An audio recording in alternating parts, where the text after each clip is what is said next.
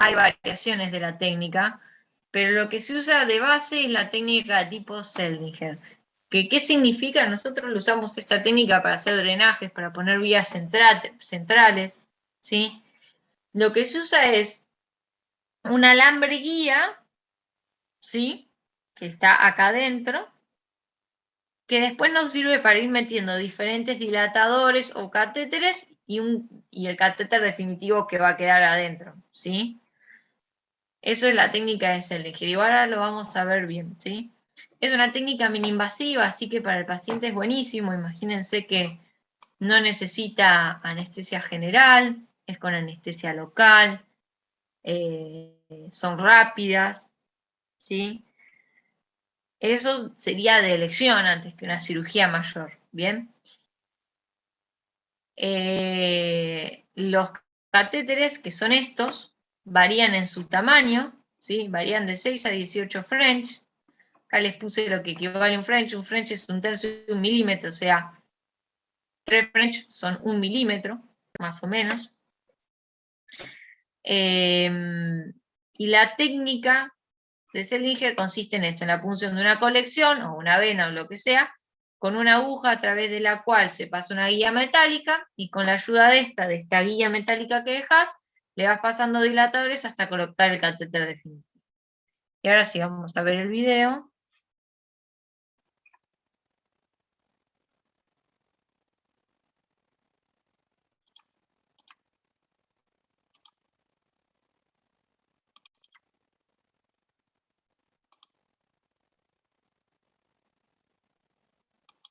En este caso es un absceso hepático, pero digamos, la metodología de cómo se hace es lo mismo.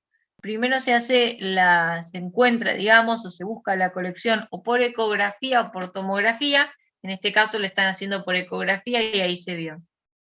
Ahora cuando vuelva a aparecer se los marco. Ahí. ¿Sí? Le voy a poner una velocidad y se los estamos mostrando. Un poquito más rápido. Uy, ya. Velocidad de reproducción. Bueno.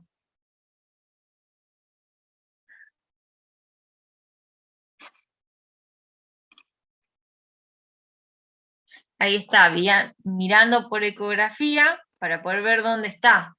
Pero si no, vos normalmente lo que haces es con el tomógrafo marcarlo. Se punza la colección.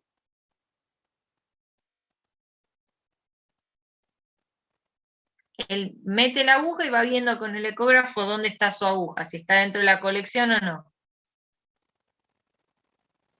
Ahora va a aspirar para ver si está dentro. Esto lo puedes hacer aspirando directamente con la jeringa puesta y sí. Fíjense en que viene un material purulento o hemático turbio, así que está dentro de la colección. Lo siguiente que va a hacer es pasar un alambre guía por esa aguja, que es el que vamos a usar en el resto del procedimiento.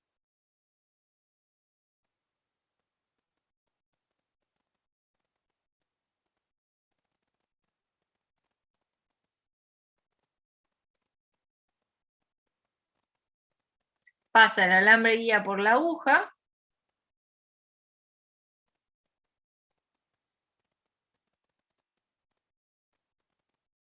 Él está pasando con la mano, lo hace correr, ¿sí?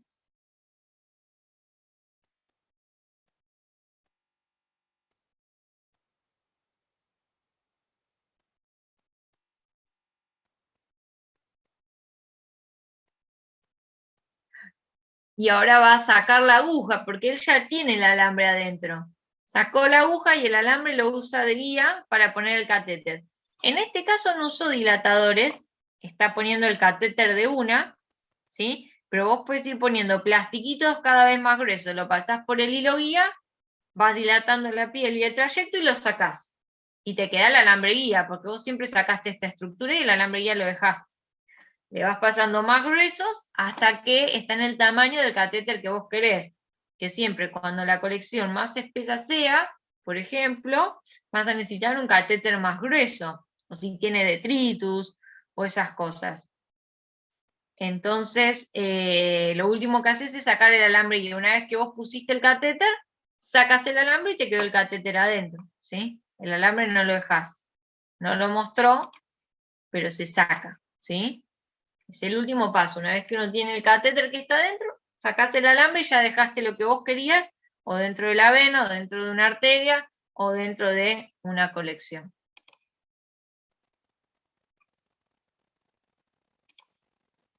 ¿Se entendió más o menos cómo funciona?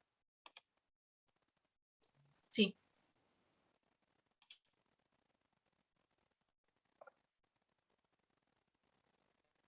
Y después están los drenajes internos, que como les decía ya es más invasivo. Yo la verdad que no vi ninguno hasta ahora, porque en realidad los pseudoquistes, todos estos procedimientos los hace en un paciente que no está complicado, que no está haciendo fiebre, que no tiene ningún otro síntoma. Entonces siempre normalmente se hace un percutáneo y con eso resuelven, ¿sí? Esto es en casos muy particulares de pacientes que no resuelven pese a todas las cirugías que se intentan, porque se tapa, porque el quiste es muy grande, porque tiene mucha necrosis y el percutáneo no anda. Y después en los pacientes que están mal, que están en una pancreatitis que está descompensada o complicada porque tiene una infección, está séptico, en esos casos no se hacen estas cirugías, ¿sí? Estos son todo para pacientes estables que están muy bien, ¿sí? Lo que se hacen son las pancreatectomías, que lo que se hace es entrar a la celda pancreática y empezar a sacar todo el páncreas necrótico, básicamente, ¿sí? Bueno, dentro de lo que son los drenajes internos, para aclarar, consiste en una derivación de un quiste, ¿sí?, a un órgano digestivo. Yo les voy a mencionar dos, que son la quistogastrostomía y la quistoyeyunostomía, es decir, la unión del estómago al quiste y la unión del yeyuno al quiste.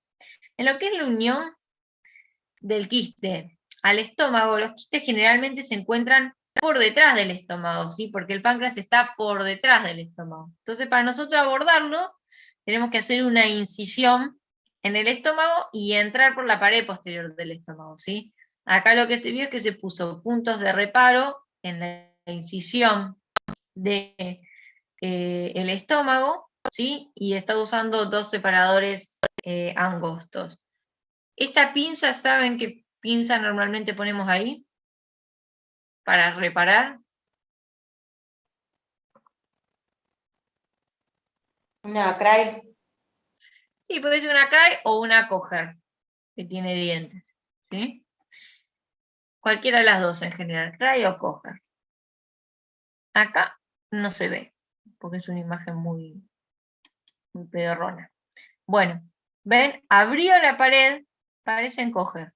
Abrió la pared anterior del estómago, me metí en la cavidad y está punzando a través del estómago, ¿sí? Para ver si está en el lugar, ¿sí?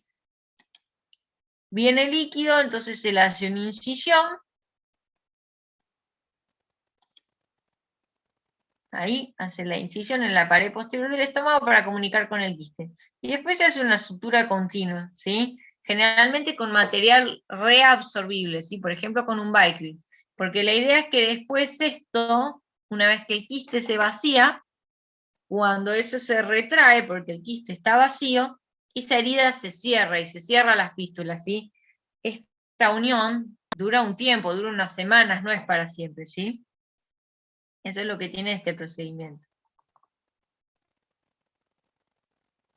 Después,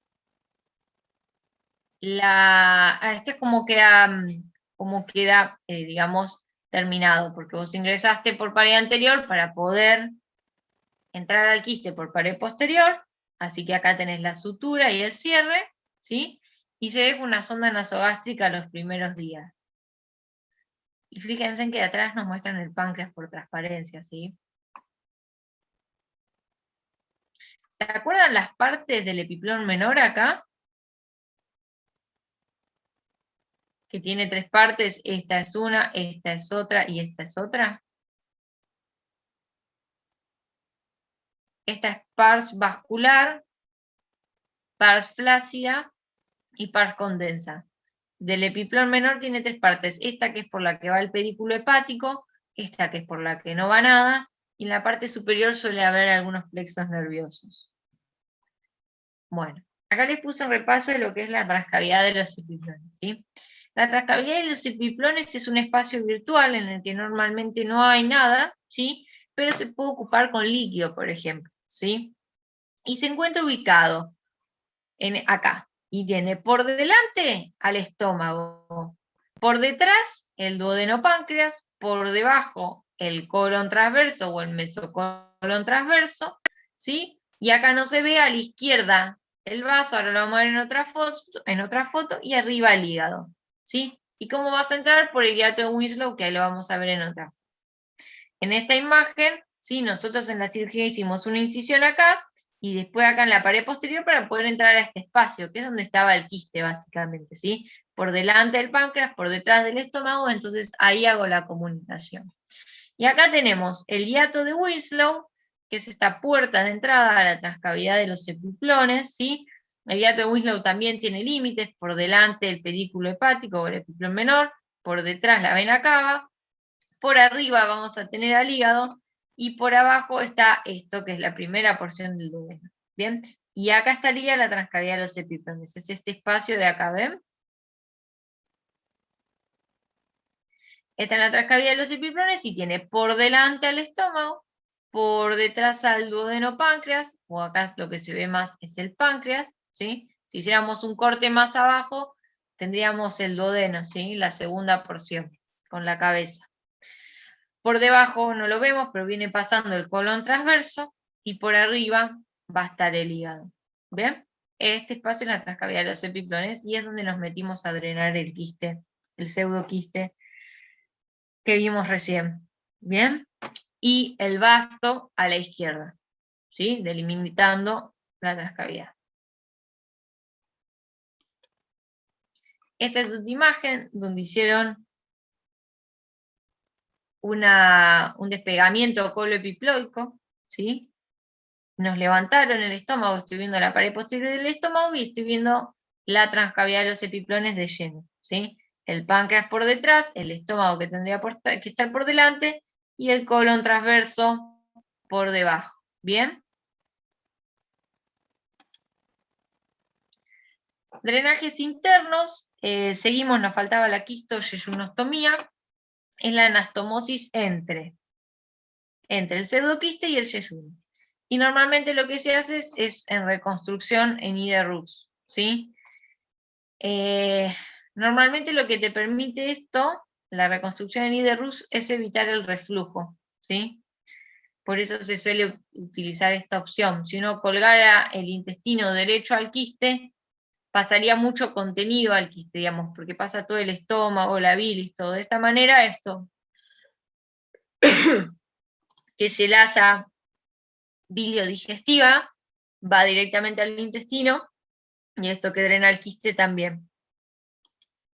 Esta sería el otro asa, esto sería el otro, digamos, pie de la I, el asa biliodigestiva, el pie de asa, y esto sería la continuación del intestino que después se une al colon. Quistes pancreáticos muy rápido, ¿sí? Lo que vimos recién son pseudoquistes y está asociado a las pancreatitis, y son 2/3 de la patología quística del páncreas, y es lo más frecuente que van a ver en quirófano. Lo más frecuente es la pancreatectomía en los pacientes complicados, ¿sí?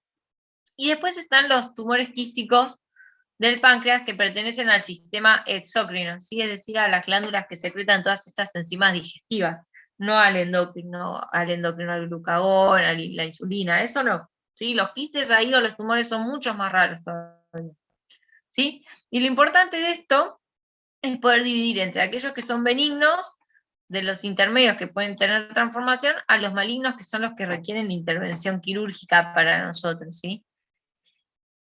¿Cómo hacemos la diferencia entre uno y el otro? Normalmente nosotros nos fijamos en la clínica, en las imágenes, en ver si progresa de un año a otro. Todas estas cosas nos indican de que la edad del paciente, o sea, las características del paciente, ¿sí? Esto nos va a indicar si es necesario hacer una pancreatectomía según su ubicación y según el tipo que sospechamos, ¿sí? Por ejemplo, los quistes serosos, que son estos, que se los ve bastante simples, se dan en mujeres añosas, ¿sí? Y no suelen ser malignos. En el 98% de los casos son benignos, entonces no se sacan cuando se ve por la edad de la paciente, la tomografía, etcétera, características de un seroso, se expectan y se miran y se controlan por tomografía, ¿sí? Así es como se ve. Este tiene múltiples quistes serosos, sí, es un micronodular, pero hay algunos que tienen un quiste de más tamaño, digamos, con cavidades más grandes, como estas, ¿sí? O como estas que se ven un poquito de mayor tamaño. Esta es una imagen de cómo se ven los quistes serosos, ponele por ecografía, se ven múltiples bolitas oscuras o negras, o hipoecogénicas en el caso de la ecografía, acá también, múltiples, este ya es más grande, ven que las loculaciones del quiste es más grande, y estos son imágenes de resonancia, ¿sí? Esta es otra imagen de cómo se ve en tomografía, y esta también. Hay otros, como por ejemplo los papilares intraductales, que en este caso sí hay más posibilidad de que sean malignos, ¿sí? Y se dan en el conducto, que ¿se acuerdan cómo se llama este? Conducto principal del páncreas. De Windsor. De Wirsum, exacto. ¿Sí? Los que se dan en el principal, o de Wirsum, o en los accesorios, ¿sí? Que son estos, ¿sí? En los conductos accesorios al Wirsum.